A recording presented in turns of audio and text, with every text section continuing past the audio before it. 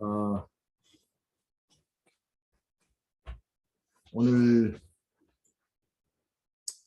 우리 그 네팔 청년들을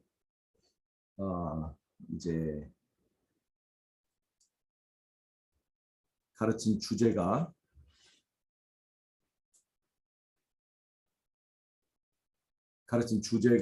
이제 십계명에 관한 거였어요. 십계명에 두 돌판이 있죠. 십계명의 두 돌판.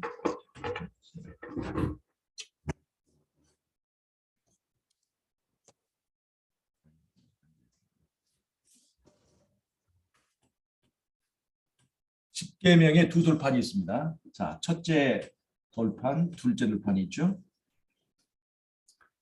첫째 돌판에 나 외에 다른 신을 섬기지 말라. 그 계명이 있고, 둘째 우상에 관한 계명이 있고, 셋째 하나님의 이름을 망령되이 일컫지 말라. 넷째가 안식일 계명이죠. 여기서 나 외에 다른 신을 섬기지 말라고 하는 이 계명이 아래 그 세 계명을 포괄하는 계명이라고 지난번에 설명을 했습니다. 우상을 만들거나 그 앞에 절하지 말라. 이것은 하나님은 영이시다 하는 명령이에요. 하나님은 영이시다. 그 다음에 여호와의 이름을 망령되이 일컫지 말라 할 때는 이 하나님은 우리 아버지시다 하는 거예요. 그 다음에 안식일을 기억하여 거룩히 지키라고 하는 것은, 안식일은 하나님과 사람 사이 언약의 표징이라고 그랬잖아요. 언약 관계. 이 언약 관계를 말하는데, 이 언약 관계는 남편과 아내와의 그 관계. 그래서 하나님은 남편이시다 하는 거예요. 하나님은 남편이시다 할 때 남편은 누구를 말하냐면 그리스도를 말하는 거예요. 고린도 후서 11장 2절에 보면, 내가 너희를 한 정결한 처녀로 신랑 되신 그리스도께 중매하려 한다. 그렇기 때문에 신랑으로 묘사한 것이 그리스도예요. 그래서 이 세 계명은 하나는 성령과 하나는 성부와 성자를 말하는 거예요. 그래서 여기에 뭐가 있냐면, 이 세 개가 나 외에 다른 신을 섬기지 말라고 하는 이 계명 속에 통합되고 거기 하나로 이제 이렇게 연결되기 때문에 이것이 바로 하나님의 형상, 삼위일체의 형상을 말하고 있는 것이다 라고 하는 것을 우리가 알 수 있습니다. 자, 그 다음에 여기 5번째부터 10번째까지 이 계명이 6개 있는데, 5번째, 10번째, 6번째와 8번째, 그 다음에 6번째와 8번째가 이렇게 짝이 되죠. 3개의 쌍이 있어요. 5번째는 네 부모를 공경하라는 거예요. 네 부모는 뭐예요? 생명의 뿌리다. 생명의 뿌리를 존중해라. 그 다음에 10번째는 10번째 계명이 무슨 뭐죠? 탐내지 말라. 탐심. 탐심은 모든 죄의 뿌리예요.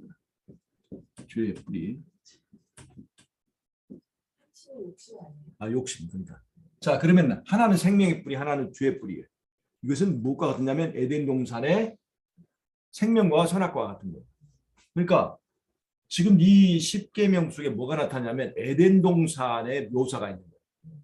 에덴 동산의 생명나무와 이 선악과의 모양이 있어요. 그다음에 두 번째, 여기 살인하지 말라는 것은 육체의 생명,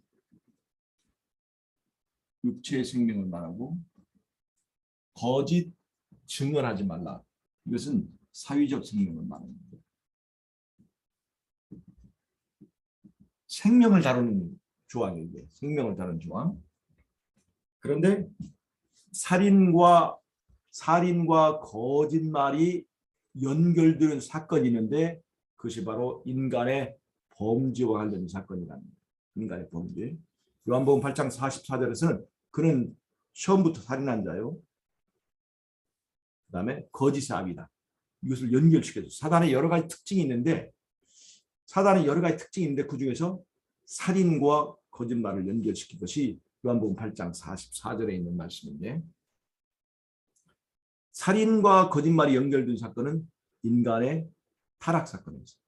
인간의 첫 번째 살인이 가인과 아벨이라고 말하지만 가인과 아벨 사건은 그냥 육체의 생명을 죽인 거지만 사람에게서 영원한 생명을 뺏어버린 영원한 생명을 죽여버린 것은 인간이 선악과를 따먹게 해서 영생을 잃어버리게 한 그 인간의 범죄 사건에 있는 거예요. 그래서 뱀은 인간을 유혹해서 하나님과의 관계를 끊게 만들고 그래서 영원한 생명을 잃게 만들어서 최초의 살인 사건은 바로 에덴 동산에서 아담과 하와를 무엇로 죽였어요? 거짓말로 죽였어요. 거짓말로 죽인 거예요. 그래서 이 6번째 계명과 9번째 계명이 짝이 되어 연결이 되는 거예요. 즉 두 번째 짝은 무엇을 말하냐면 인간이 어떻게 타락했는지를 말하는 에덴 동산에서 벌어진 중요한 인간의 죄의 역사를 말해주고 있어요. 죄의 역사. 세 번째 계명은 이게 간음하지 말라. 이것은 도적질하지 말라 이거거든요. 이걸 말하는데 이 간음하지 말라고 하는 것은 부부간의 독점적 소유권을 지키는 거예요. 부부간의 서로 쌍방의 독점적 소유권이에요. 그 다음에 도적질하지 말라는 것은 사람의 물건에 대한 독점적 소유권을 지키는 거예요. 소유권에 관한 문제예요. 그런데 이 간음하지 말라는 것은 수평적 관계야.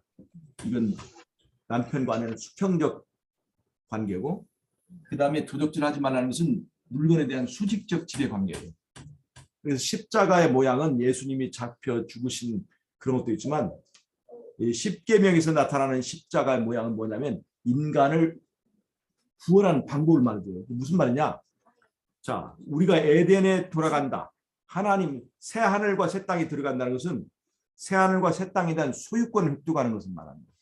즉 수직적 소유권. 하나님 나라에 대한 수직적 소유권을 어떻게 취득하느냐. 그게 바로 구원이에요. 그건 어떻게 취득할 수 있어요?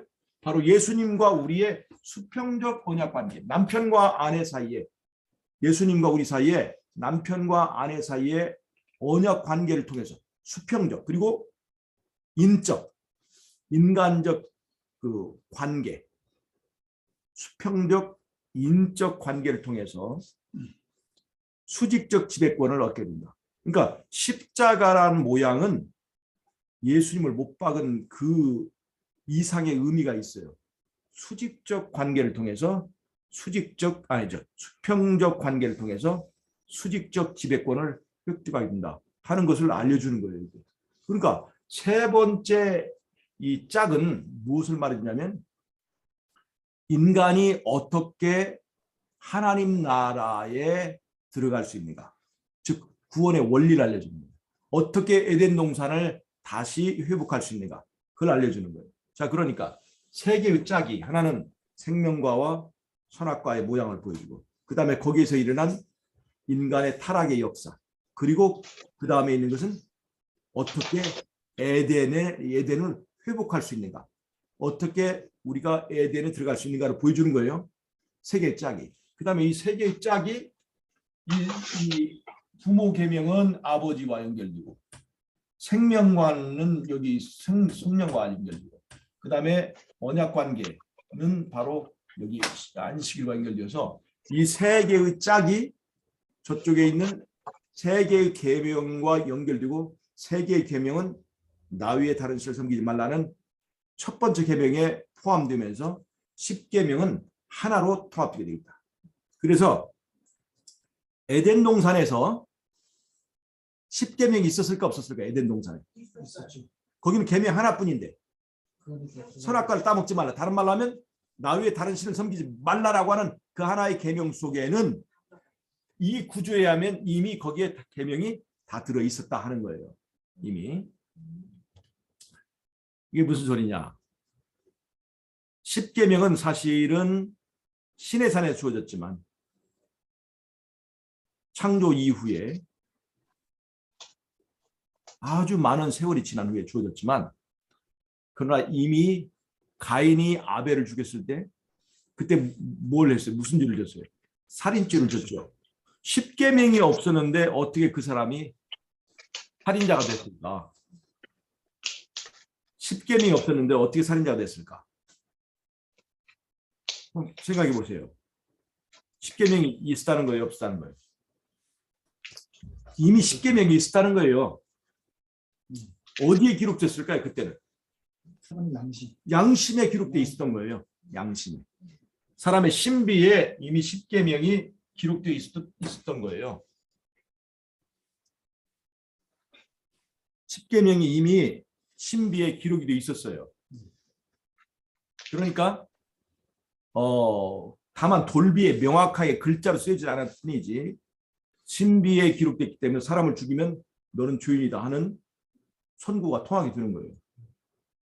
근데 이 십계명은 사실은 이미 에덴 동산에서 선악과를 따먹으면 죽는다라고 하는 그 계명 속에 들어 있었다는 겁니다. 자, 그러면 보세요. 십계명은 알고 보니까 에덴 동산에 대한 이게 뭐냐면 권리증이야, 권리증. 이 에덴 동산의 주인은 뭐예요? 여기 주인이 나타나 있어요. 삼위일체 하나님이셔요.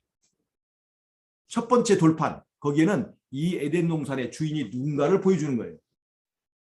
이 에덴 동산의 주인이 누구예요? 우리 자신입니까? 하나님입니까? 네. 삼위일체 하나님이 이 에덴 동산의 주인이에요. 그러니까 내 스스로 하나님같이 되려 내 스스로 이 에덴 동산의 주인이라고 생각하는 사람은 이 나라에 들어갈 수가 없어요. 무슨 말 알겠어요? 하나님이 주인이라는 것을 인정해야 돼요. 십계명은 바로 그것을 말해주는 거예요. 이 에덴 동산의 주인이 누구랑? 하나님. 그러면 선악과를 따먹고 스스로 내가 하나님이라고 주장하는 사람은 들어갈 수 있어요, 없어요? 없어요. 자, 이 십계명이 에덴 동산의 권리증이라는 거예요. 권리증.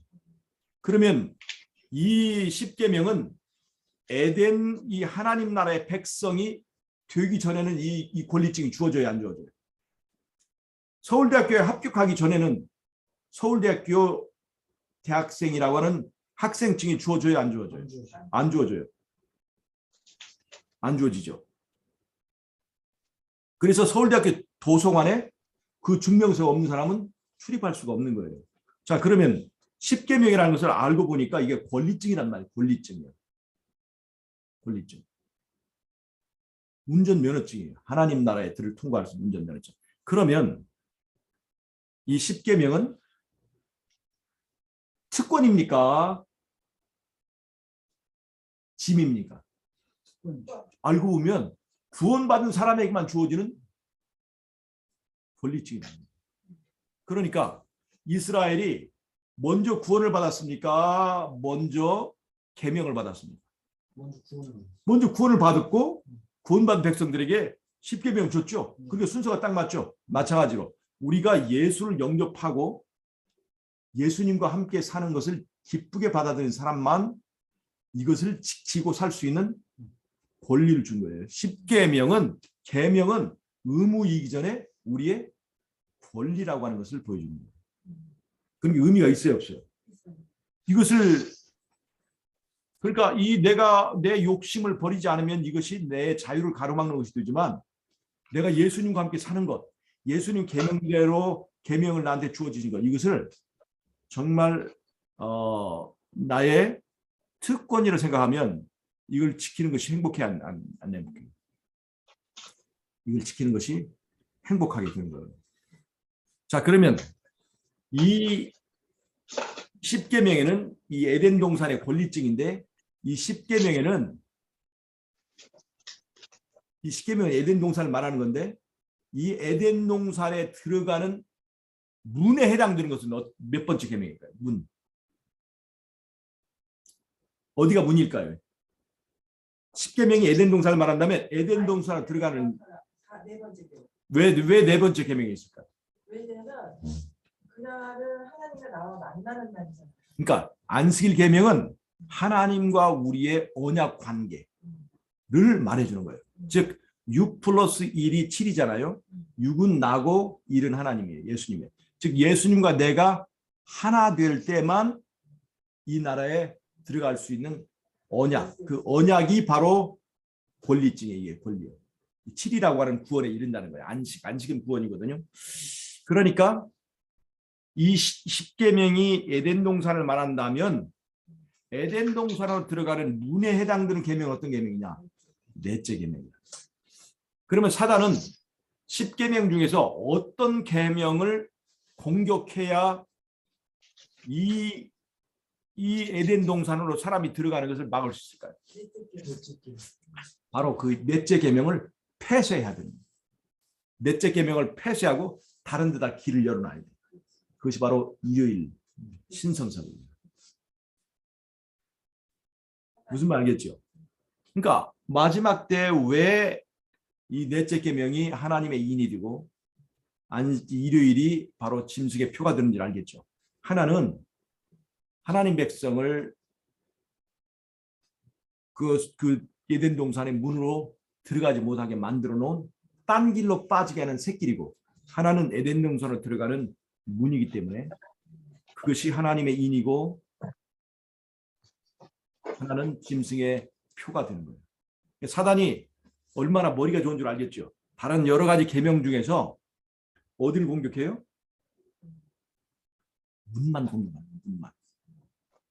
나 외에 다른 신을 섬기지 말라 하는 그 계명을 폐해버리면, 그 계명을 폐해버리면 그래서 그 10만 원 끊어가지고 그 기름 그거 끊어오려니까 뭐 이거 말을 안 들어.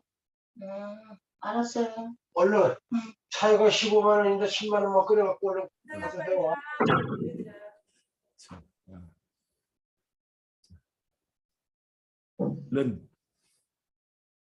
자, 무슨 말 알겠죠? 네. 자, 사단은 나 외에 다른 신을 섬기지 말라는 그 계명을 무려 없애진 않았어요. 다만 잘 보세요. 두 번째 계명 없앴죠. 네. 하나님은 영이시다. 성령 하나님은 영이시다. 그 성령을 없애버리고 그다음에 안식일을 일요일로 바꿔버렸어요. 그러고 나니까 잘 보세요. 이 두 계명에 손을 대니까 나 외에 다른 신을 섬기지 말라 해서 나가 누가 됐을까요? 사단이 돼버린 거예요. 자기의 왕국을 세우게 되는 거예요. 자기의 왕국을. 자기의 왕국. 그러니까 사단은 너무나 교묘한 거예요. 첫째 계명을 없애지 않았어요. 그대로 두고 안식일 계명을 손대고 그다음에 둘째 계명을 없애버리니까 그 나가 누가 될 수 있는 거예요. 자기가 우상이 돼가지고, 즉 우상 종교를 세울 수가 있게 돼서 그 하나님의 자리에 자기가 올라갈 수 있게 된 거예요. 이 십계명을 보면, 십계명에 대한 사단의 공격을 보면 사단이 무슨 뜻을 가지고 있는지 우리가 알 수 있게 된다는 것을 이해할 수가 있습니다. 그리고 십계명을 두 번째 계명을 없애버렸기 때문에 계명이 몇 개가 됐어요? 두 번째 계명 없앴으니까 10개 계명이 아니라 9개 계명이 됐죠. 근데 9개 계명인데 10번째 계명을 둘로 나눠가지고 이것을 열이라고 하는 숫자를 맞췄어요. 그러면 보세요. 첫 번째 계명은, 첫 번째 돌판에는 하나님과 사람과의 관계를 말하는 거고, 두 번째 돌판, 즉 한쪽 계명은 하나님을 말하는 거고 한쪽 계명은 사람과 사람 사이의 계명을 말하니까 나를 중심으로 하면 하나는 하나님, 하나는 사람을 말하는 거예요. 그러니까 사람을 말하는 계명이 몇 개가 됐어요? 7개. 7개가 돼버린 거예요. 원래 7이라고 하는 숫자는 구원인데, 구원은 어떻게 얻어지는 거예요? 하나님과 사람이 6이 되고 하나님 1이 돼서 7을 얻는 거예요. 사람이 6에 끝나야 되는 거예요. 6이에. 그런데 사람을 말하는 계명이 그것까지 오늘 이거 청소하고 그것까지. 알았어요. 그 받을 수 있는 거를 더 끊어갖고 하면 되잖아. 그래서 사람을 말하는 계명이 6개가 아니라 7개가 된 거예요. 이게 무슨 말이냐? 이것은 사람인 인간이 스스로 하나님 같이 되려고, 스스로 구원받으려고 하는, 사람의 힘으로 구원받으려고 하는 율법주의 사상이 거기에 들어있다는 거예요. 무슨 말이겠어요? 그러니까 6이 1인 하나님과 연합해서 구원 얻는 게 아니라 스스로 7이라고 하는 구원과 안식을 이룰 수 있다고 하는 율법주의 사상이 거기에 들어있는 거예요. 그러니까 이 짐승의 우상의 종교, 특별히 로마 가톨릭 종교는 그래서 율법주의가 되는 거예요. 스스로 구원에 이를 수 있는, 하나님을 통하지 않고 사람의 행위를 통해서 그런 의미가 있는 거예요. 그래서 오늘 우리는 10계명이 그냥 계명으로 생각하지만 더 자세히 보면 거기에 하나님 나라의 권리증이 있다는 거예요. 그러니까 하나님의 계명을 지키는 것은 부담이에요, 특권이에요? 특권이라는 것을 꼭 잊지 마시기 바랍니다. 제 기도하고 마치겠습니다. 하나님 우리 아버지, 우리가 부족하지만 하나님 백성으로 받아주셔서 감사합니다. 하나님의 계명을 우리에게 권리증서로 주셔서 감사합니다. 이 계명을 짐과 부담이 아니라 우리의 특권으로 생각하고 즐겨 순종하는 우리가 될 수 있도록 도와주시기를 예수님의 이름으로 기도하옵나이다. 아멘. 아멘.